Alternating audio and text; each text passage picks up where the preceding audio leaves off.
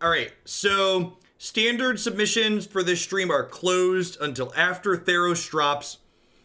All the standard sessions, including today and the 2 or 3 that we're going to do next week, are going to be sessions where I'm trying out different decks that I think I could maybe be playing in the MCQ event that's happening a week from tomorrow. So Saturday the 11th, I'll be streaming for a few hours in the morning playing in that event. Today we're going to kick off with this Bant Adventures deck that Croquis has been playing a bit of. So has format staple Edgewall Innkeeper in it, just very powerful draw engine. Here we've got it paired with Lovestruck Beast, Brazen Borrower, Giant Killer, and Shepherd of the Flock. Does Shepherd have a full art? It does. Let's round that out, shall we? Deck is mostly borderless.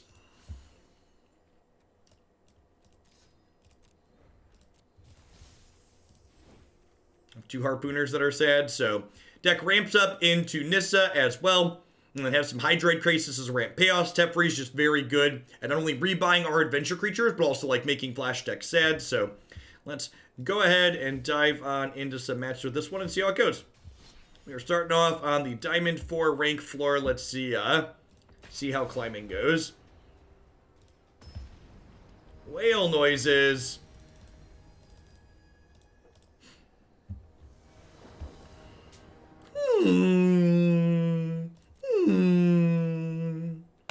Sure.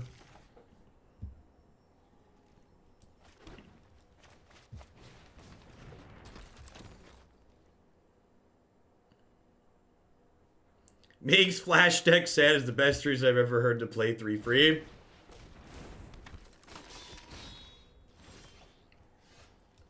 I think the other borders are fine. I think the fact that what's the word I'm searching for? I think the fact that they look so different than other Magic cards is makes them look awkward.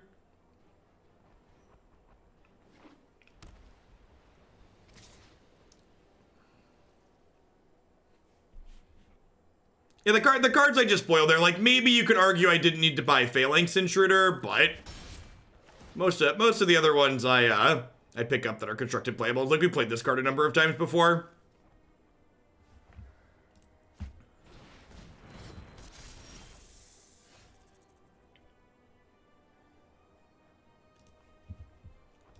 That's exciting. So start with Shepherd of the Flock here.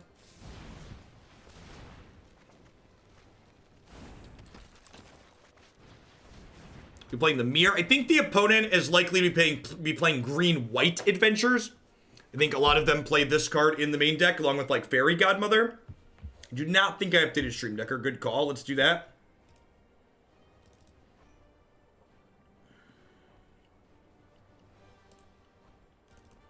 Wow, that's impressive. We dropped off 200 viewers, switching from Cube to Standard. Dear Wizards, please get sweet formats on Magic Arena. Thanks.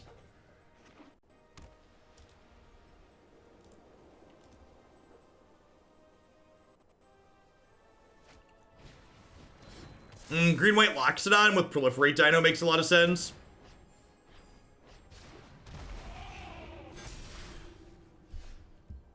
Ooh, that's a good draw.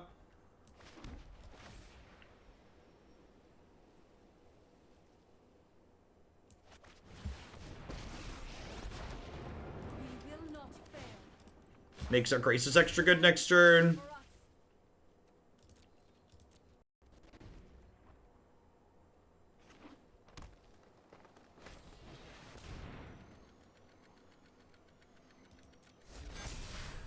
Yeah, we've actually dropped viewers when switching to Arena pretty consistently for like the last month and a half to 2 months.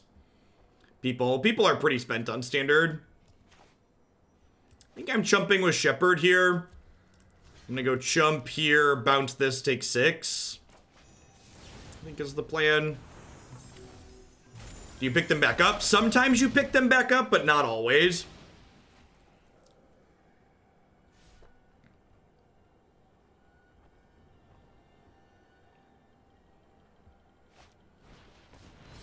Wizards is never going to offer things on a subscription service. Whenever people bring up why doesn't Wizards do subscriptions, like, because they make more money not doing that, chat. It's really simple.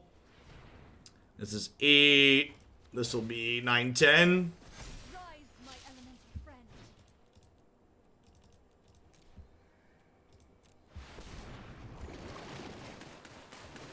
They don't offer subscription option because they make infinitely more money not offering a subscription option.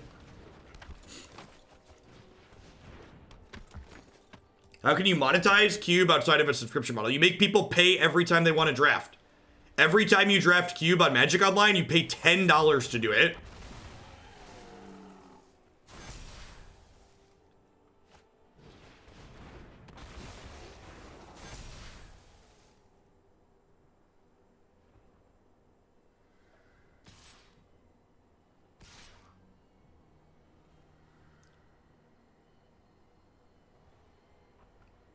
That's unfortunate. That's why they replayed her. I think I just let her die.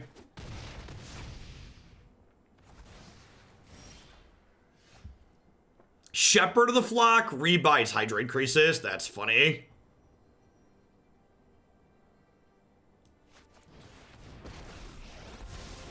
I'm known for my excellent timing. Oh, I've done the hero thing before.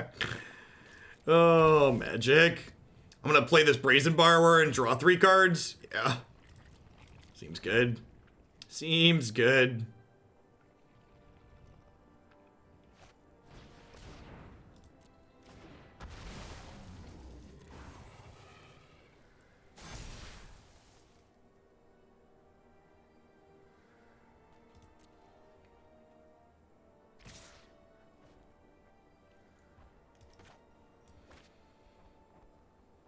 I wonder if that was a misclick. Maybe they just want to push damage over here. I think I block all of these there. So I eat these trade, I take 7.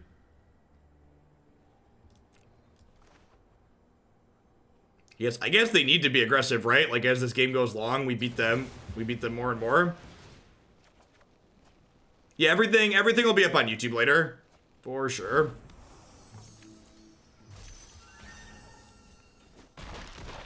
I don't know how they ever win from here. This is just such an oppressive card. No, we know their last card is this.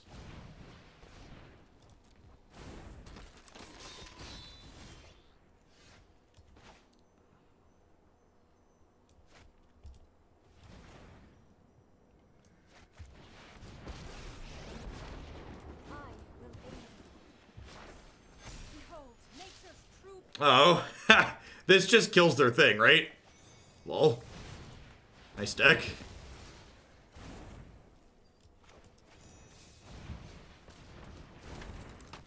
My turn here was really inoptimal. It doesn't matter because my deck's much better than theirs.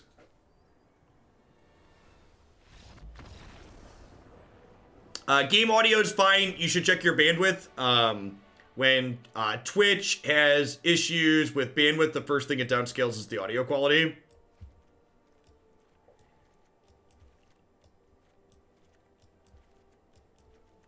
I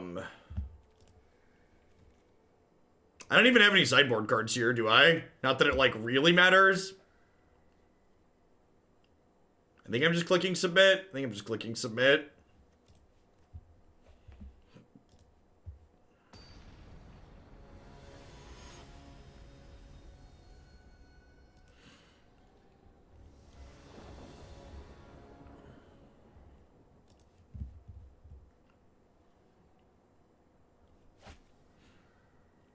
Easy mulligan here with no second land.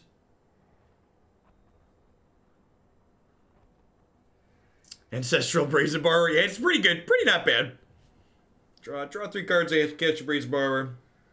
Tech, and draw 3 under constructed staple. Seems pretty okay. Ooh.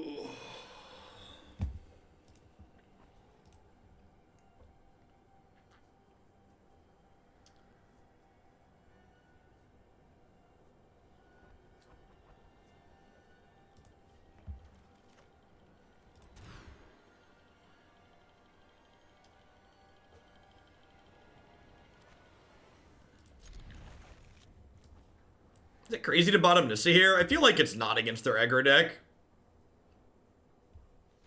The start seems real good here. Just like 5/5s and ways to kill things that are bigger than 5/5s.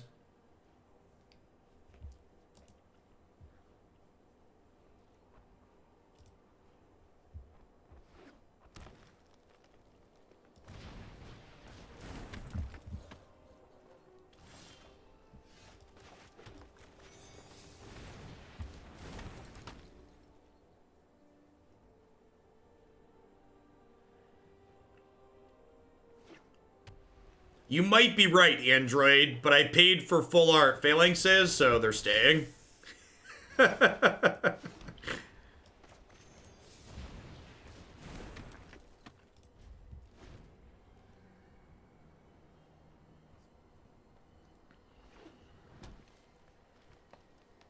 Phalanx, Flaxen, whatever. Tomato, tomato. Block. That's what I thought.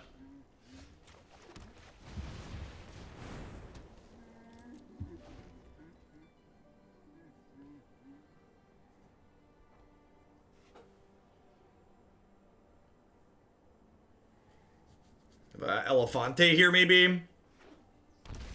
Elephant plus Lovestruck Beast. Lovestruck Beast is real awkward in their deck, huh? It's awkward with Loxodon. It's awkward with the card that gives their things indestructible.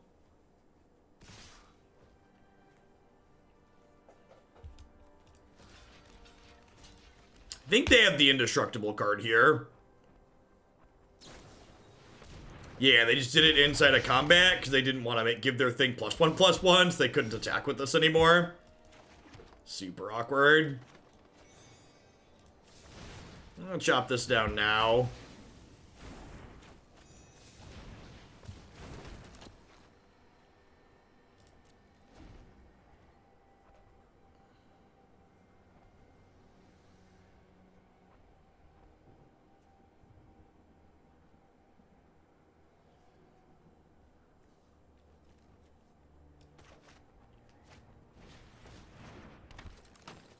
Innkeeper is very scary.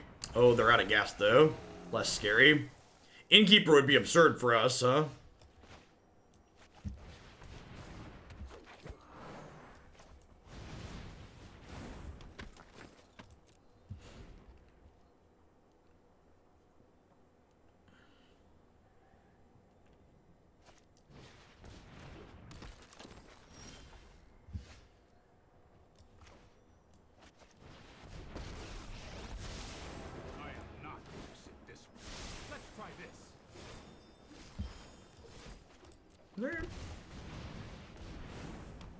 I should probably have been more aggressive this game.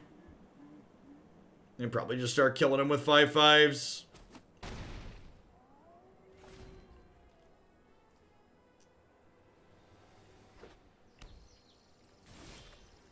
Have them under the abyss real quick.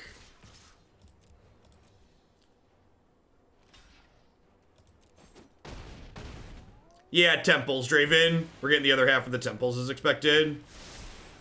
No, I am not making this up as I go.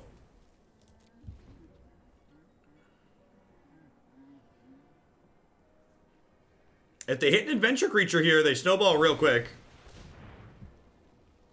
Oh, this is a blowout. Because this counters their adventure creature. I don't get to draw a card. Yeah. Get out of here. Chop that. Ugh. Full effect. Thank you for the 2/3 of a year of support. I appreciate that. Welcome back. Thanks for keeping me around.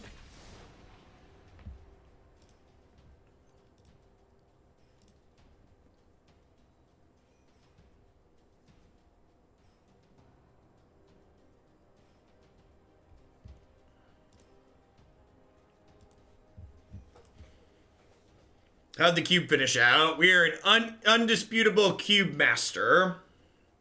Malkavanian Mensch, thanks for the brand new Prime support. And there's a lot of great people you can chip those Bezo bucks to every single month here on Twitch. Thanks for sending them my way this month and keeping me employed. Welcome to Hoaglandia. Happy Friday, everyone. Welcome to the weekend. These couple of weeks around Christmas and New Year's are always weird. It's like a blur of holiday, not holiday type stuff.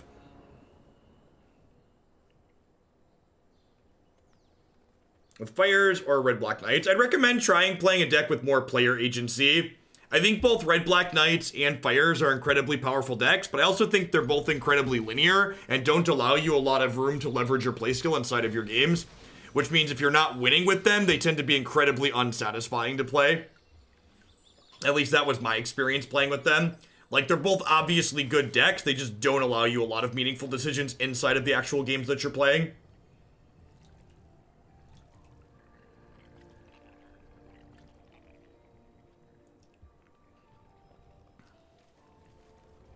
It's a big reason why you won't see me playing either of those decks over the next week while I look for a deck to play, because they just, like, aren't interesting enough to me. The only real meaningful decisions you make are, like, inside of mulligans and how you sideboard.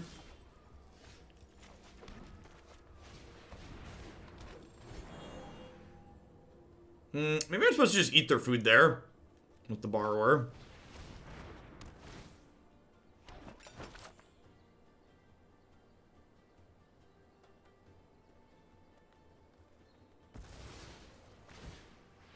I'm gonna eat this other food next turn, most likely. Denies them a card draw from it later.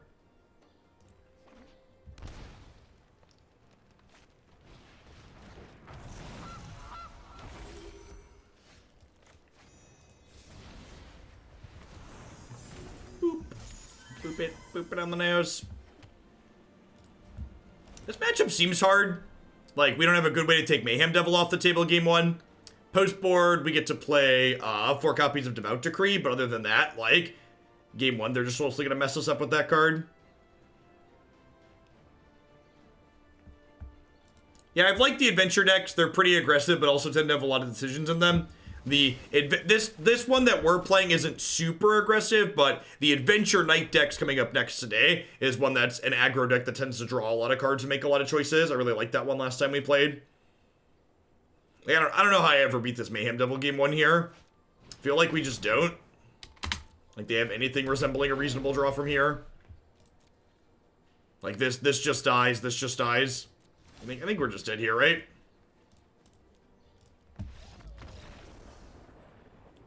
That doesn't feel promising. One of the other things too, with over the next couple of weeks, there's a good chance while we're playing Standard that the sets that we play are going to be potentially longer or shorter, depending on how much I'm enjoying the deck, because people aren't paying to put these decks in the queue, so it's not like I'm trying to give someone their money's worth out of the gameplay. So if we play, 1, 2, or 3 and the deck feels real bad, I'm probably going to move along pretty quickly on some of these.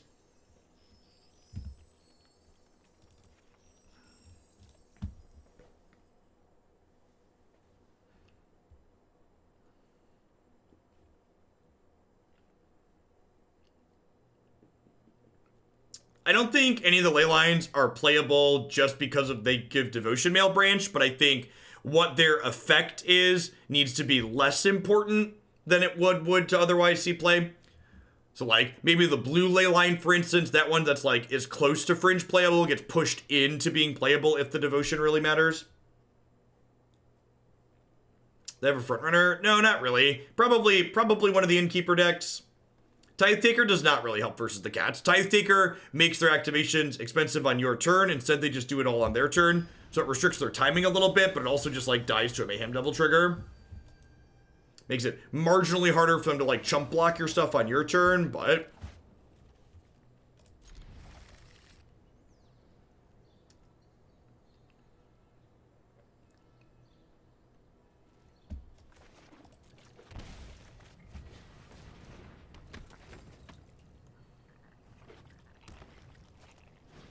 I think the Twiddle field deck is incredibly interesting to play with and incredibly tedious to play against. I'm going to be very interested to see if the deck is still legal come Monday.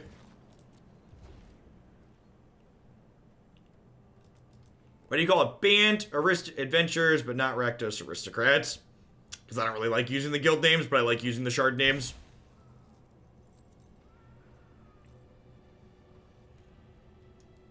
Sure, Kaya is very good against the cat decks. The cat deck, this is actually the first time we've played against 11 decks in a long while. There have not been a lot of the cat decks in the format, in my anecdotal evidence on the ladder. A lot more flash and aggro. I think if they don't want really tedious gameplay where players sit there with their thumbs up their butts waiting to take a turn, they'll ban something out of that deck. I don't think, after playing it today, I don't really think the deck's too powerful, but I do think it's very tedious to play against.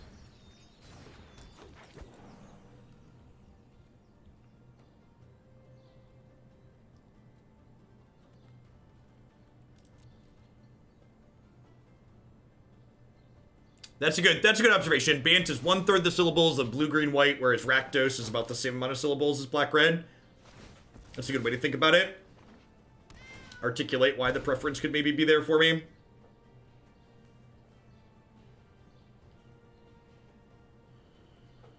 Yeah, it's gonna be, I feel like whether or not they ban anything out of that deck will set the tone for like what they're okay with in the format.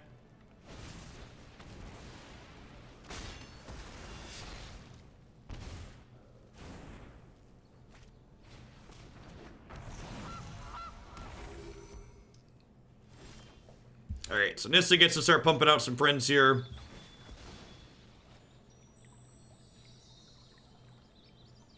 One of the things using the colors lets you do a little bit too, which is nice, which isn't relevant in the deck that we're playing today, but it's sometimes relevant that you'll see me do, is you can communicate what a deck looks like through color names better than shards.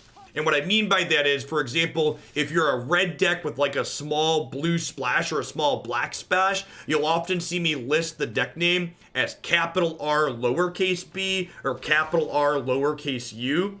And that allows me to communicate to the people at home that like, this is a red-blue deck or a red-black deck, but it's predominantly red with a small splash for the second color. I think it's more discreet. You're able to be more descriptive with a similar amount of information by using the letters. You can also argue you could do that for 3-color decks too, but verbally saying the 3 colors is also longer. At the end of the day, it mostly doesn't matter.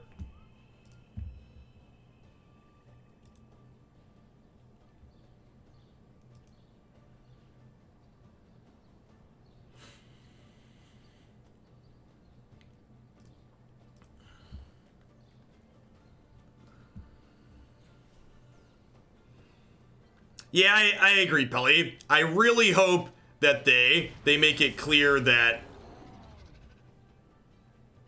it's not things being overpowered isn't the only reason to ban something. Are they gonna haste this and smack my Nissa? It doesn't really matter. This is a weird card to bring in against me. Maybe they thought I was a flash deck.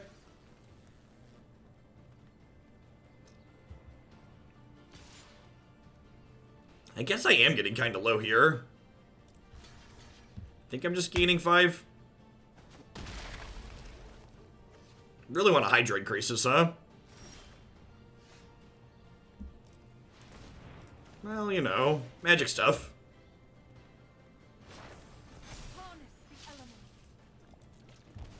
Two, 4, 6, 8, 10.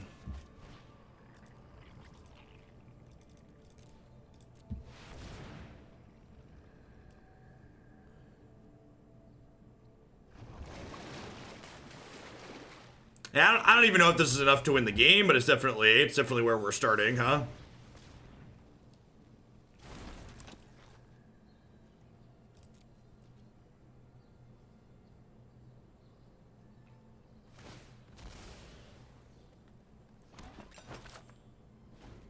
They're at 15, but they have the ability to gain a bunch of life per turn.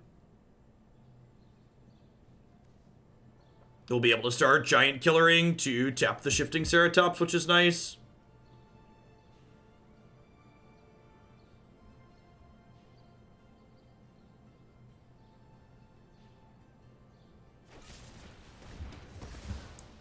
Yep.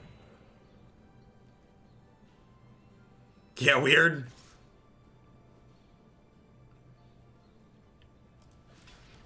I think I'm gonna make them spend a green here. It probably doesn't matter. I guess making them spend a green cuts them off of making a food.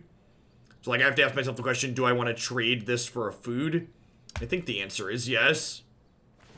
It's like saves me a point of damage and it cuts them off of making a food.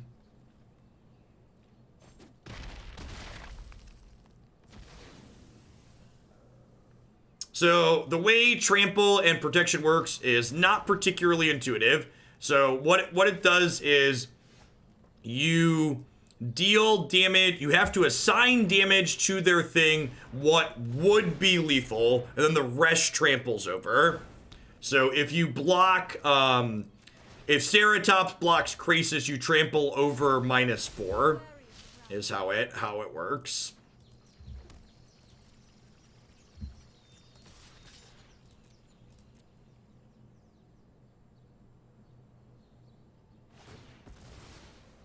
So now we have to try and kill them here through them gaining 2 a turn and having a free blocker, which is kind of a challenge.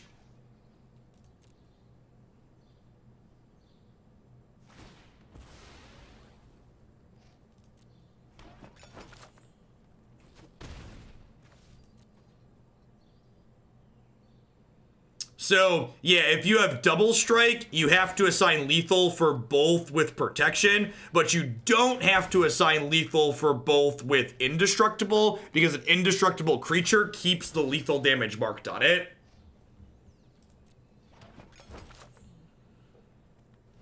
So, double strike, trample versus indestructible and protection function differently. Which is, things like that are one of the many reasons why for a long time they didn't do protection anymore.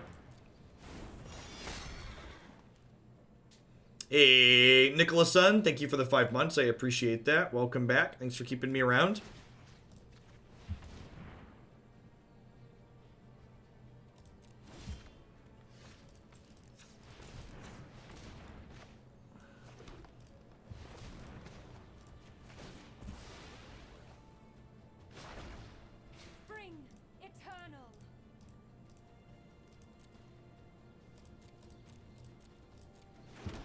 I actually tweeted today when they spoiled the new, what's it called? The new protection card. That, like, I miss what the days of, like, protection and 1-drop accelerants being bad design. This go towards bumping blue-white tempo. You definitely can, Ice Tiger. Thanks for the support. I appreciate it.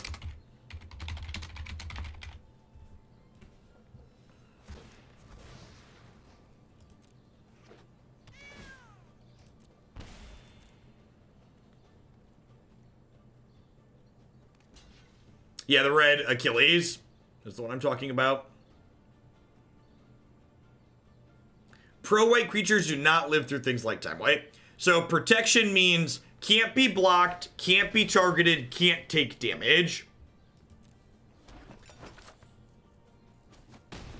I think we're just gonna die to this cat. This match seems pretty impossible. Should there be just some... Is there a reason to not play just some Spyglass in the sideboard of this deck?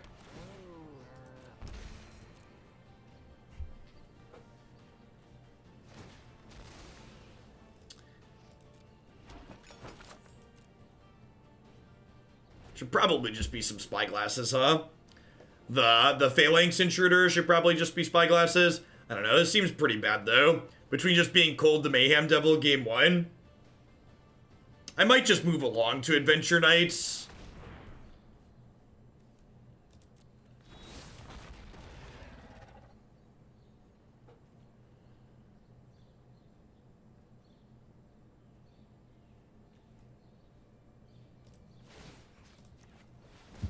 I guess if we draw another Hydroid Krasis, we maybe have a shot here.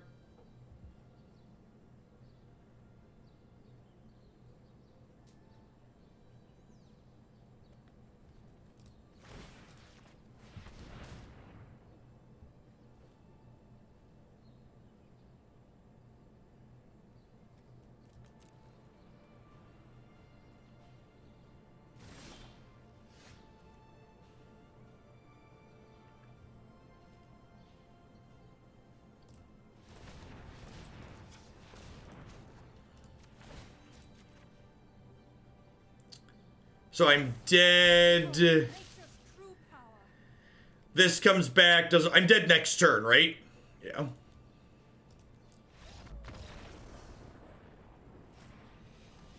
No, they're not dead to me tapping their stuff. They have a cat. Yeah, I'm gonna be off this one. I don't really want to play a deck that's just like cold to Jund Dovin. That felt pretty bad. So we beat another bad deck, and then we were just like destroyed by that. All right, I'm not gonna do I'm not gonna do an ad roll or anything. We're just gonna roll on to the next one. What we're gonna do? I need just a quick second to like update the stream decker and stuff, but roll on to some Clover Knights here.